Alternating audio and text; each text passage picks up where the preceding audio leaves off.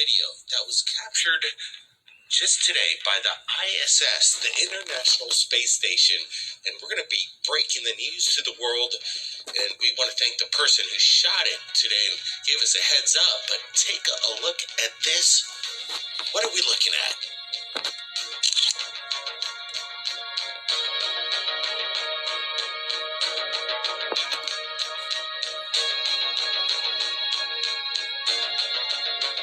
Captured at 2:26 a.m. International Space Station time, a live feed captures some kind of anomalous craft hiding behind the ISS, and it disappears in the full sunlight spectrum.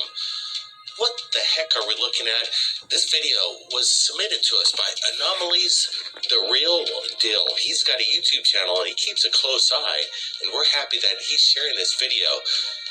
Right now on Third Phase of Moon, we're looking at this. Once again, as you can see, whatever this craft is, basically dematerializes or takes off. But once again, in clarity, full clarity, we see this craft of unknown origin make an appearance. And that's the solar ray right there coming in from the ISS from below. But once again, we got a good close-up. I'm going to take a photo of the still video image and see if I could enhance it, bring some sharpness and brightness and contrast. I'm going to take a photo. Origin make an appearance, and that's the solar ray right there coming in from the ISS from below. But once again, we got a good close-up. I'm going to take a photo of the still video 9 minutes, but as I speed it up, we see this thing rotating. I'm taking another still here, and I've got Brent here, and I want to get his opinions. What the heck is going on? Yeah, Blake, this is some of the best stuff I've seen all year. This is amazing. What is NASA going to say about this? I bet they're going to try to tuck it away as usual, but we're looking at a craft that seems otherworldly. We see edges on it and certain shapes to this craft that doesn't seem to match anything in our arsenal. I like the way this thing just disappears and kind of maybe take off at some extreme rate. What is NASA looking at when they're looking out their windows? Are they seeing this object? Are they going to tell us? Is a big question.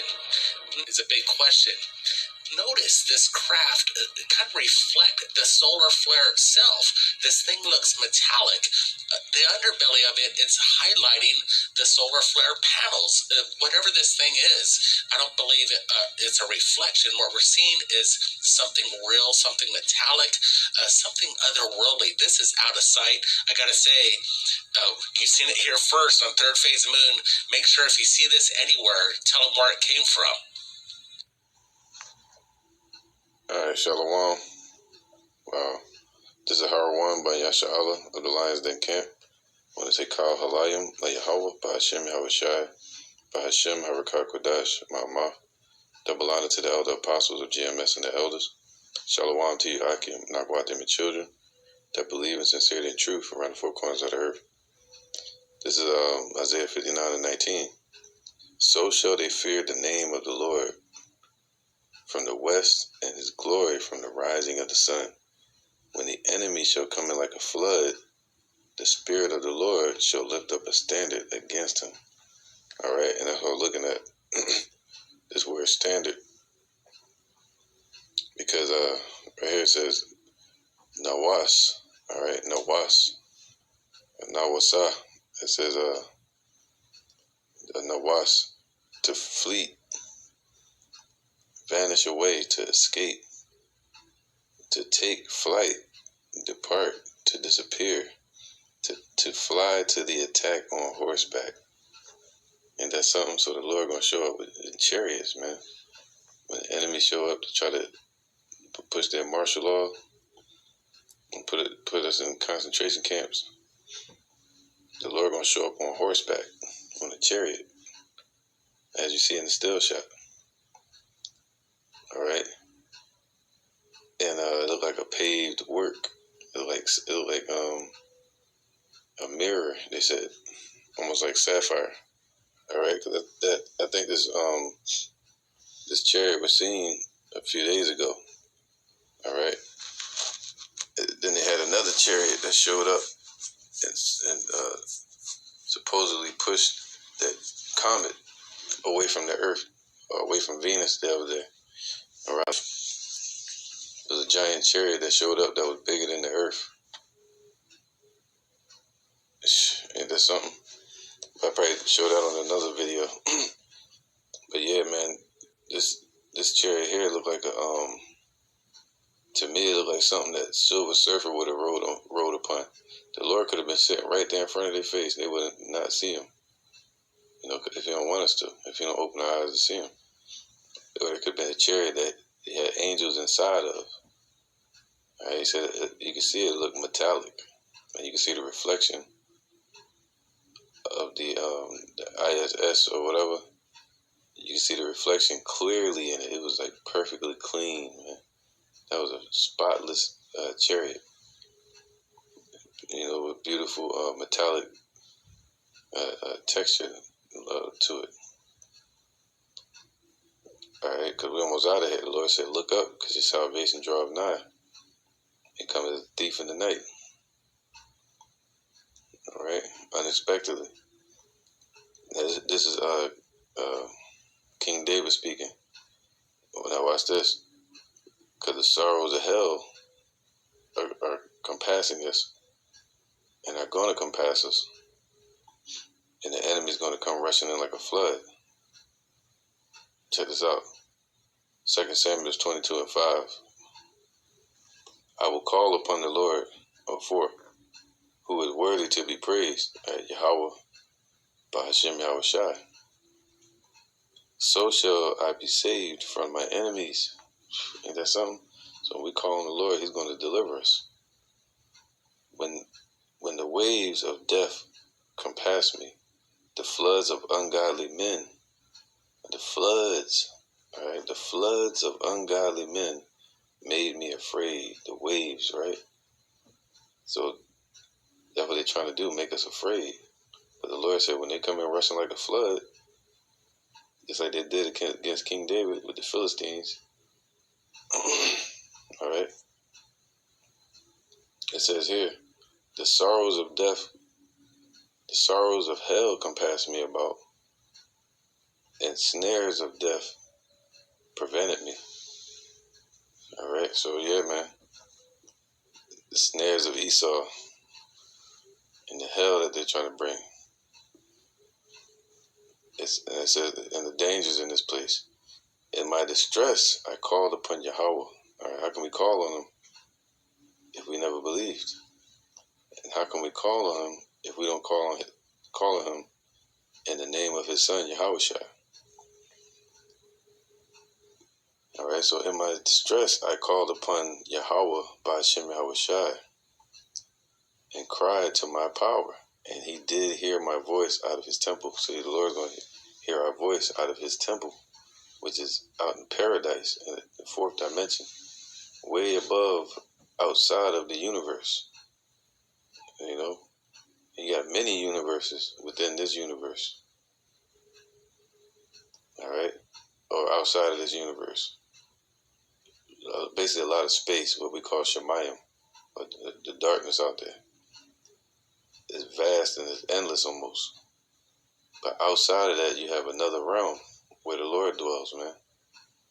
All right, he opened up space like a vault to go into. Let me get that. All right, when the Lord comes and visit, or he send the chariots out, they're sent into the universe and into this earth. All right. 2nd Ezra 16 and 56. In his words were the stars made, and he knoweth the number of them. So he numbered the stars and created all the stars. All right. He searcheth the deep and the treasures thereof. He hath measured the sea and what it containeth. Wow. He hath shut the sea in the midst of the waters, and with his word hath he hanged the earth upon the waters. So the earth is just set in place, in orbit, or place right there in the Shemayim, right? In the middle of the Shemayim. So he hung the earth on nothing. Whew, right? He spreadeth out the heavens like a vault. Upon the waters had he founded it. All right, so he spread out the heavens like a vault, and the vault is something that you go into, and you put jewels inside of. You know, like the stars and the sun and the moon, the earth, and the Israelites. So yeah, man, he made the Shemayim like a vault to go into. So he lives outside of that.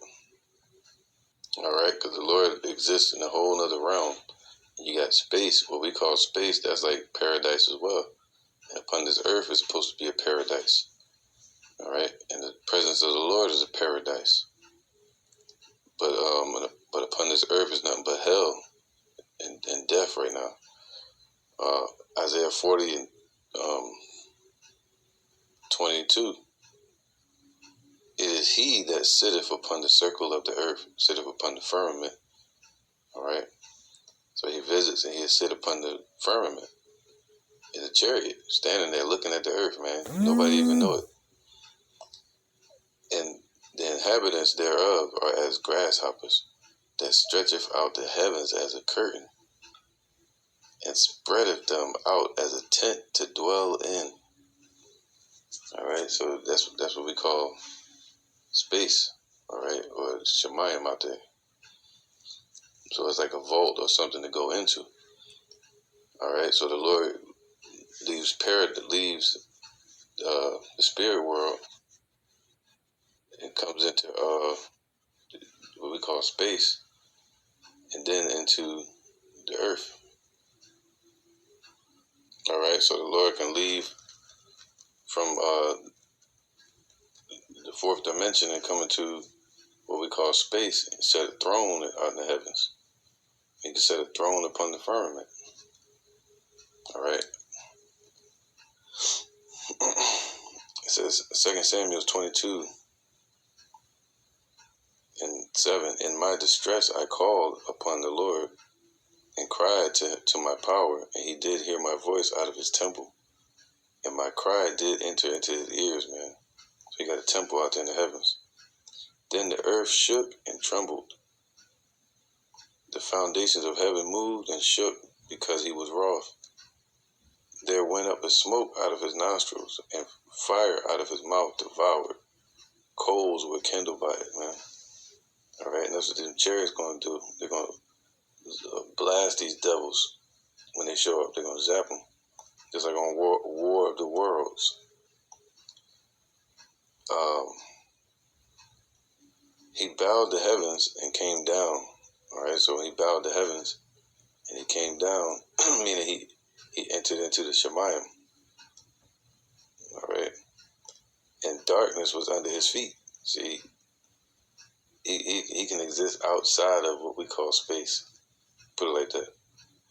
And he rode upon a cherub and did fly. So he flies out there in space on the chariot or in the chariot, either one. Because in 2nd Ezra, I think 13, to tell you that Yahweh Shah is going to show up and he's going to fly up on top of the chariot. But first he's going to be in the chariot, all right?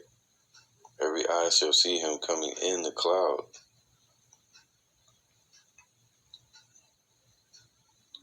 So, yeah, man. So he rode upon a cherub and did fly, man. And that's what we saw, that cherub represents a chariot. All right. It says here, Kawarab.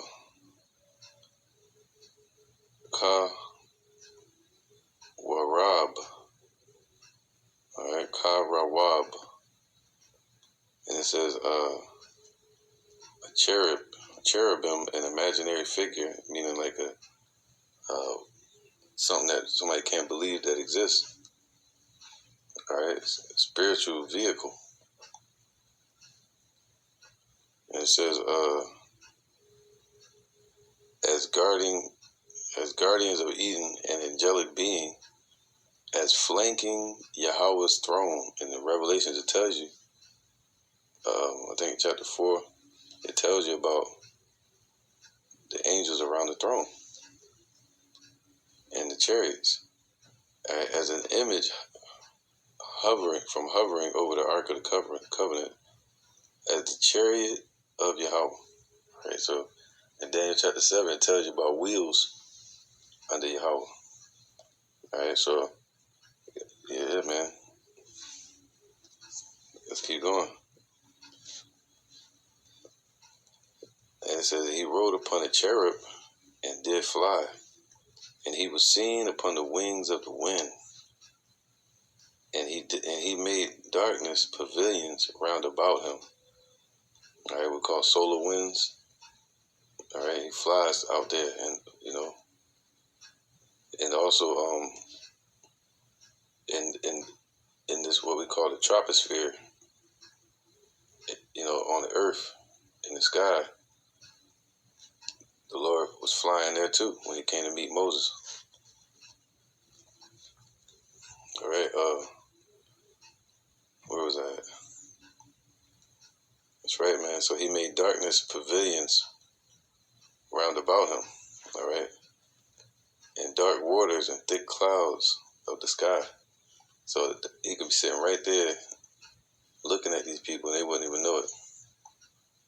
That's why the chariots show up and they just back right off. They fade off into the Shemayim, the darkness. It's beautiful, right? So he made darkness his pavilion. Alright, a lair, a thicket. Wow, a thicket, right? A booth, a temporary shelter. Isn't that something? So yeah, that's his thicket. All right, you see here it says what? The lion's thicket. And a thicket is basically a dense group of bushes for a lion to rest in. Look at that, man. You can think about Yahushua, the lion of the tribe of Judah. And he's sitting there in the Shemayim the same way these lions hide in their thicket or they rest, a temporary resting place. Look at that. That's how he's watching. All right, the lion is coming out of his thicket. Let's get that real quick. This is Job 22 and 12. All right, is not God in the height of heaven? And behold, the height of the stars, how high are they? And thou sayest, how doeth Yahweh Ba'ashem Yahushai know? He said they're watching everything from the heavens. Can he judge through the dark clouds? See, people don't think that the Lord can see, through the dark clouds out there, or through their roofs.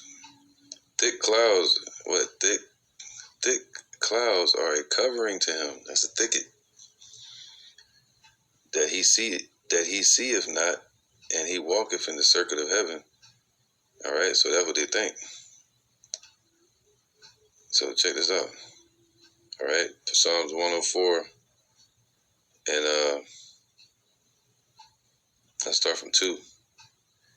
Who covers thyself with light as with a garment, man? So Yahushua is covered with light. All right, who stretches out the heavens like a curtain. Right, Yahweh gave Yahushua the power to do this. So Yahushua created all this.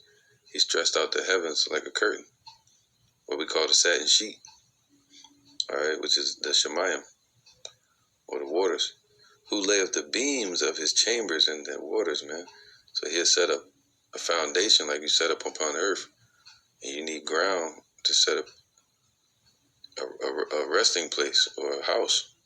But he set his beams in the heavens. All right, like his thicket that we just read. Who maketh the clouds of his chariot, his chariot, who walketh upon the wings of the wind. All right, so yeah, there you go. All right, so let's get this word. He said he made darkness his pavilion, man. That word pavilion goes back to thicket.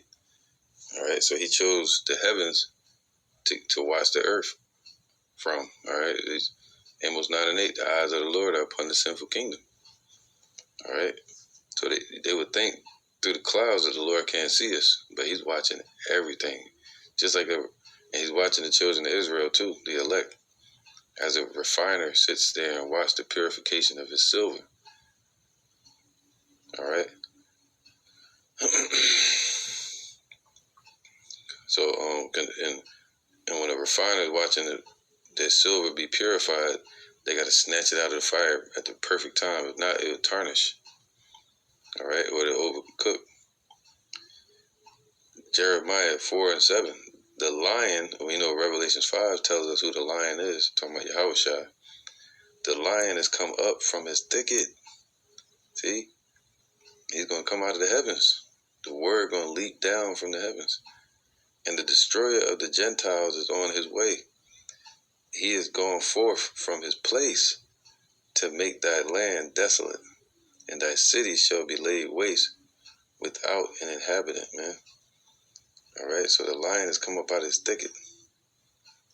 And this time it's talking about Yahushua. All right, so yeah, man, the Lord showing up unexpectedly and watching everything. That way, seeing them chariots, and it was beautiful, man. It looked like, again, looked like something Silver Surfer would ride upon. Isaiah 2 and 17. But this thing was huge. It was bigger than the ISS. And the emptiness of man shall be bowed down, and the haughtiness of men shall be made low, and the Lord alone shall be exalted in that day. And the idols he shall utterly abolish, man. The lion gonna come up out of his thicket, and people gonna see Revelations 1 and 7. Every eye shall see him, even they which pierced him, right? And they gonna what? They're gonna say, oh shit, what the hell? That's Wisdom of Solomon 5. The strangeness of his salvation. Matter of fact, check this out. All right, this is one of the comments from that video. It says right here, some guy named Anthony. It says, what were all the flashing lights seemingly coming from the earth on the west and east sides of the shield that was deployed? They're speaking about the other chariot. Definitely a strange video. See, it's strange to him, man. Something took place in space we were not supposed to see. And that happened the other day, man. And this is strange to everybody. Wisdom of Solomon chapter 5, the strangeness of his salvation. All right, so yeah, man. Isaiah 2 and 18, and the idols he shall utterly abolish. All right, once the lion comes up out of his thicket, or the Lord leaps down from heaven, and they shall go into the holes of the rocks and into the caves of the earth for fear of the Lord and for the glory of his majesty when he ariseth to shake terribly the earth. So he's going to rise. The lion's going to come up out of his thicket, man, out of his pavilion, out of the Shemayim, all right, from where he's watching everybody from. Just like that lion was peeking through the, what you call that? Peeking through the bushes, all right, the thick bushes. Matter of fact, I'm going to get another precept too dealing with that. In that day, a man shall cast away his idols of silver and his idols of gold, which they made each one for himself to worship to the moles and the bats, to go into the clefts of the rock and into the tops of the ragged rocks for the fear of the Lord and for the glory of his majesty when he arises to shake terribly the earth. This is a Song of Solomon 2 and 8, and this is a parable about Yahushua showing up to deliver or being with his elect and watching us, all right, the church, the hopeful elect. Song of Solomon 2 and 8. The voice of my beloved, behold, he cometh leaping upon the mountains, skipping upon the hills, all right, in the chariots, and be flying. My beloved is like a roe on a young hart. Behold, he standeth behind our wall, all right, so he's hiding himself, and he looketh forth at the windows, showing himself through the lattice, man. So a little open window, he looking and he watching. All right, and we can see him through the spirit. You see little glimpses of the chariots. My beloved spake and said unto me, Rise up, my love, my fair one, and come away. For lo, the winter is past, the rain is gone over and gone. All right, so that's what Yahweh Shai is going to say to us. The time of our captivity is over. All right, it's time for us to rise up, the beautiful Israel, and put on our beautiful garments and come away with them. That's Revelation chapter 11, where he said, come up hither. All right. This is Ezekiel 1 and 3, because they said that chariot, you see it looked metallic. All right. Ezekiel 1 and 3. The word of the Lord came expressly unto Ezekiel the priest, the son of Buzai, in the land of the Chaldeans by the river Kabar, and the hand of the Lord was there upon him. And I looked, and behold, a whirlwind came out of the north, meaning out of the sky, and a great cloud, and a fire enfolding itself, meaning it was moving forward, just like on Independence Day, a giant chariot, group of chariots, and the brightness was about it, and out of the midst thereof as the color of amber, out of the midst of the fire. Also out of the midst thereof came the likeness of 4 living creatures. All right, and we're all his creatures. Scriptures say that. All right, this is Revelations 5 and 12. All right, or 11. And I beheld, and I heard the voice of many angels round about the throne, and the beast means living creatures, the 4 archangels spoken of in Ezekiel. It says, and the elders, and the number of them was 10,000 times 10,000. Basically 100 million. All right, 100 million angels all around the throne right now, and thousands of thousands, man. So chariots and a bunch of thousands of angels, millions of angels, right? Billions all around the throne right now, saying with a loud voice, worthy is the Lamb that was slain to receive power, talking about Yahweh Shai, the Lion, and riches and wisdom. And he was given wisdom with the breaking of the seals, right? The revelations, right? That he was able to give to us, and strength and honor and glory and blessing. And every creature which is in heaven, the angels, right? And on the earth and under the earth, and such as are in the sea, and all that are in them. So everything is his creation, the creatures, right?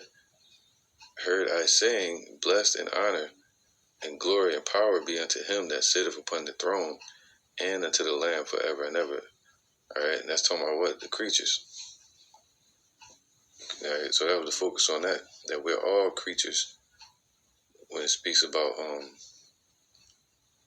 this right here, Ezekiel 1 and 5.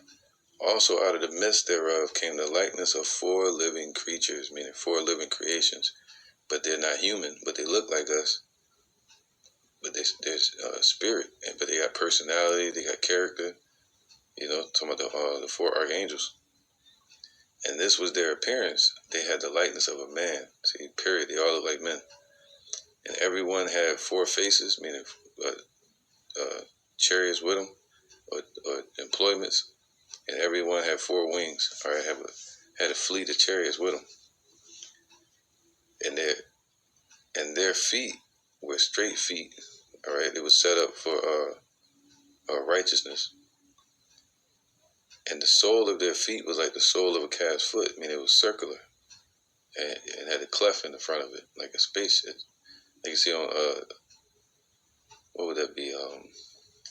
Star Wars.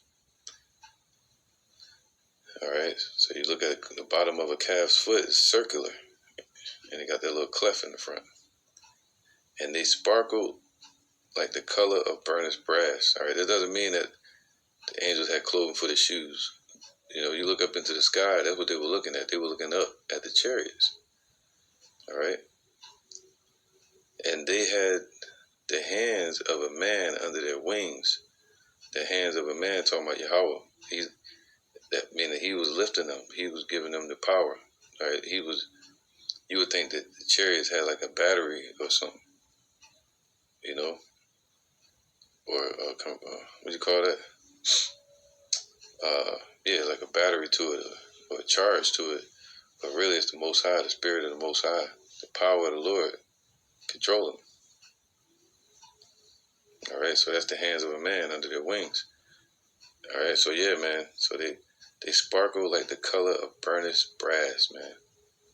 All right, then you got some other chariots that showed up in Ezekiel chapter 1, and they look like the barrel. Check this out, Ezekiel 1:15. Now, as I beheld the living creatures, the four living creatures, the angels, behold, one wheel upon the earth. So another chariot showed up by the living creatures with his four faces. So this angel had his four duties as well.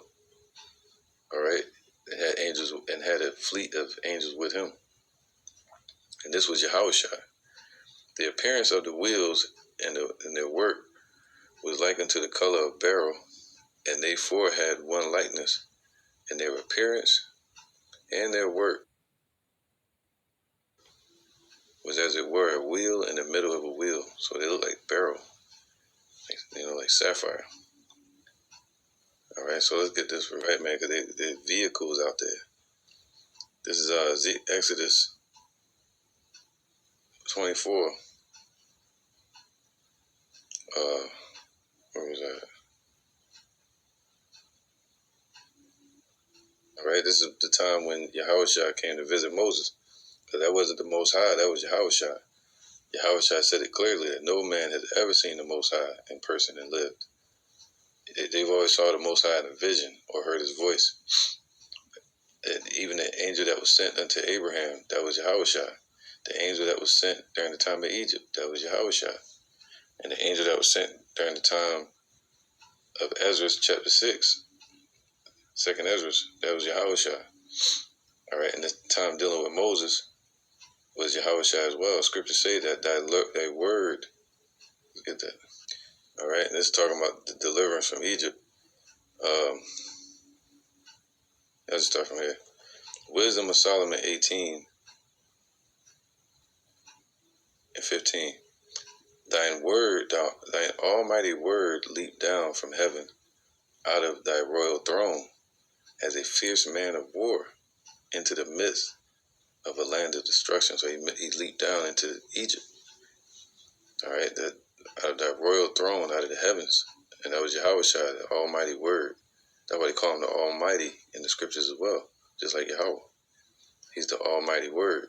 This is Revelation 19:11. And I saw heaven opened, and behold, a white horse, and where white means dazzling and glistening, sparkling like a diamond in the sunlight. Behold, a white horse, I mean a water horse. Horse represents horsepower, or something that's ridden, that you have a rider to. All right, but it rides in the Shemayim, so it's a water horse, just like on what's that movie called? My daughters watch all the time, Frozen. All right, and he that sat upon him was called Faithful and True, and in righteousness he doeth judge and make war, man. All right, so yeah, man. And it says right here, and his eyes were as a flame of fire, and on his head were many crowns. That's where it said, my beloved is going to come show up leaping upon the mountains and in the hills, meaning destroying all these kingdoms, these nations, with no problem. It's going to be fun to him. And he had a name written that no man knew but he himself, and that's third person speaking, meaning nobody's going to know his name but him and the people that's like him. All right, and that's the elect. And their opinion, their witness is going to be the only ones that matter in that day. And he was clothed with a vesture dipped in blood, and his name was called the Word of Yahweh. So it's talking about who? Yahushua. So he's the living Word. All right, and the armies which were in heaven followed him upon white horses. So when he shows up, he's not showing up just in one giant chariot. it's going to be many chariots with him. The host of heaven going to be with him. All right, and the ones that died in the truth. So clothed in fine linen. See, they're going to be having that fine linen and white and clean. All right. And out of his mouth goeth a sharp sword that burneth coals of fire, right? That with it he shall smite the nations, and he shall rule them with a rod of iron. And he treadeth the winepress of the fierceness and wrath of the Almighty God. All right, this is Psalm 68 and 17, because Yahweh Shai was the one that visited Moses.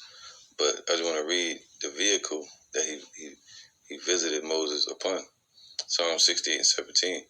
The chariots of Yahweh are 20,000, even thousands of angels, as we just read in Revelations. All right. And the Lord, Yahweh Shai, is among them, as in Sinai, in the holy place. All right. So thou hast ascended on high.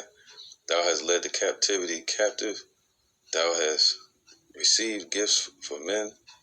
Yea, for the rebellious also Yahweh power might dwell among them. All right, check this out. Yeah, man, that was Yahweh Shai. When I seen that chariot, it kind of looked like something off a Silver Surfer, man, or off a Flight of the Navigator. Exodus 24 and 11. And upon the nobles of the children he laid not his hand. Also they saw the Lord and did eat and drink. So they were looking at the Lord, and they sat there and ate and drank. All right, during the time of Moses.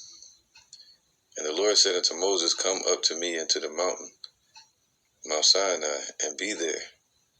And I will give thee tables of stone, and a law and commandments, which I have written. See, the Lord wrote those. You know, they teach you that Moses wrote them, but Yahweh Shai wrote them with his finger, with his pen, which would be a laser. All right?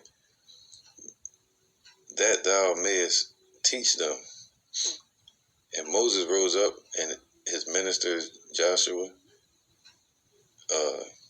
Moses went up into the mount of Yahweh, and he said unto the elders, tarry ye here for us until we come again unto you. And behold, Aaron and Hur are with you.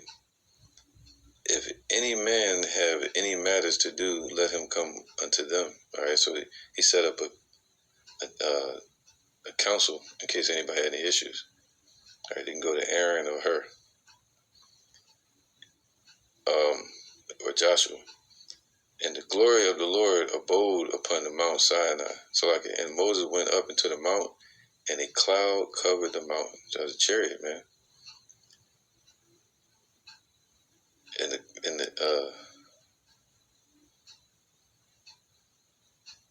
That's right. Where was it at? All right, so yeah, let me go back up. I skipped the verse I wanted to read. Verse 24 is the point. Exodus 24 and 10. And they saw the power of Israel. All right, so our people have seen Yahweh Shai in the spiritual form.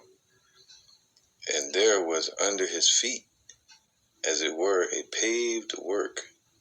All right, so a vehicle in the sky, man. Something that was cut out. A paved work of a sapphire stone. As it were, the body of heaven in its clearness. What we just looked at, that chariot looked perfectly clear, man. Just beautifully clear, man. It said it like a mirror. All right, as the body of heaven in its clearness. So it looked like a sapphire stone. All right, so yeah, remember, ended there. And that's what's about to show up. The lion is watching from the lattice or from the thicket, from the heavens, the dark Shemayim. And he's going to rise up out of this thicket to slay the Gentiles, the nations, and 2/3 of our people that are still in that Gentile state of mind. All right, so with that, I'm going to say Shalom.